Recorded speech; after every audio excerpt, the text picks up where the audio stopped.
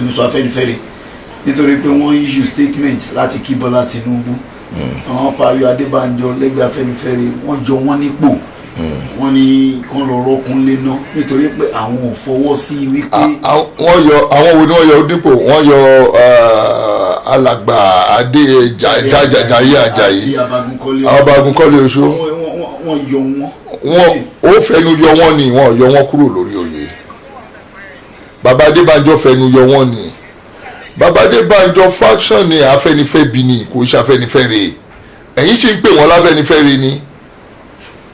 ẹgbẹ́ Awólọ́wọ̀ mà ní. níbo àwọn bá Awólọ́wọ̀ ṣiṣẹ́. àwọn náà ló dáwọ́ ara wọn wà lára àwọn ẹni tó dáwọ́ lọ́wọ́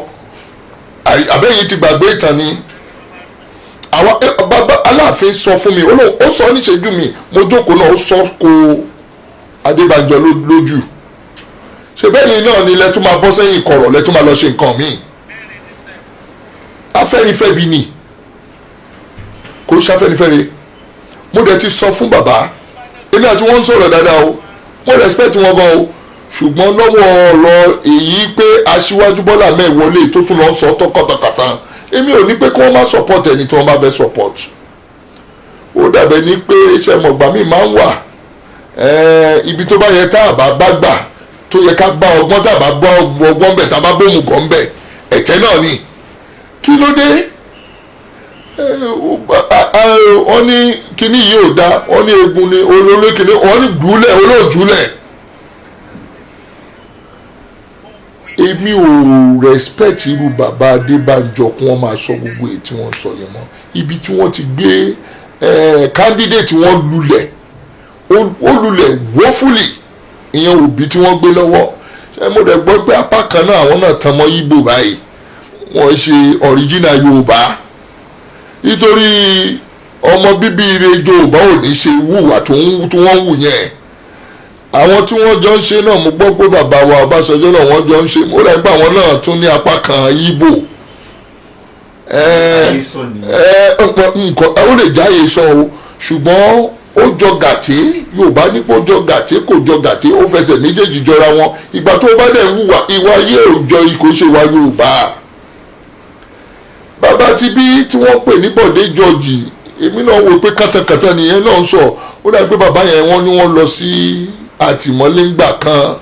so afẹ́fẹ́ àtìmọ́lé máa ń bọ́ sí èèyàn lọ́pọ̀lọ́ ńgbà míì kò ní ṣe nǹkan tó yẹ kó ṣe àwa làgbà mo sọ Olúgbọ́n Àgbé ọmọ Bàyàmù ló ń sọ fún yín èmi lolúgbọ́n Sákín nǹkan tí wọ́n ń sọ yẹn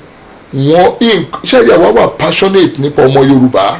ó bá wá láti Ifẹ̀ ó bá wá láti Èkìtì ó bá wá láti Ọ̀yọ́ ó bá wá láti Ìjẹ̀bú anybody tó bá ṣàtijọ́ orúkọ ọmọ Yorùbá ní ẹ́ rere àwa support yẹ nítorí wèrè ìtàlàṣẹ ní wèrè ilé ìgbà tí mo bi ọ̀kan nínú wọn léèrè mo ní ọmọ ẹni ìṣèdíbẹ̀bẹ̀rẹ̀ káfílẹ̀ kẹ̀sídìí ẹlòmíì ìkànnì wọn nínú àwọn bàbá yẹn mi ò fẹ́ sórúkọ ẹ o wọ́n ní kò ṣe bí ọmọ arúgún òun wá kọ́ sóhun ìṣọmọ arúgún àwọn yìí àwọn náà ti wà níjọba rí ìgbà tí bàbá Ọbásanjọ́ wà níjọba election ti tiẹ̀ ló worst jù even Yar'Adua gan confam yìí pé ó dàbí pé wọ́n yí ìbò ni wọ́n fi gbóhùn wọlé election eléyìí first time tí mo máa rí election tí Reverend Father ní Benue State tó di governor aṣíwájú ní state ẹ̀ ní Èkó ó lose 10,000 Buhari ní state ẹ̀ tó jẹ́ pé ẹgbẹ́ wọn ni o àwọn ló dẹ̀ wà níjọba tí wọ́n bá fẹ́ rígi ẹ̀ wá rígi ẹ̀ tí wọ́n bá fẹ́ rígi ẹ̀ wá rígi ẹ̀ ẹ bá wo election tó lọ àwa Yorùbá àwa tá a jẹ́ Ọ̀yọ́ ní mísì ẹ̀ rárá Ọ̀yọ́ mísì ẹ̀ 33 local government gbogbo aládìlíbẹ̀ fàṣíwájú ọmọ nítorí ọmọ wa ni àwa lọ yọ ẹ̀ẹ́kọ́ta ilẹ̀ Yorùbá ibi ìbàlú wà àwọn Ọ̀yọ́ yìí ni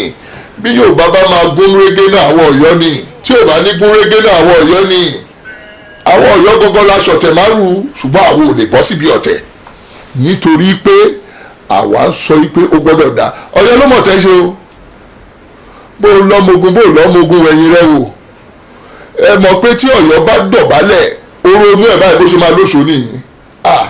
ẹ ǹlẹ́ bàbá wa o ìsálàáfíà lẹ́wà o ṣé dáadáa lẹ́wà o kò dénú Ọ̀yọ́ ń gbà mí o ṣùgbọ́n tá a fi lè sọ pé eléyìí dénú wa àwọn Ọ̀yọ́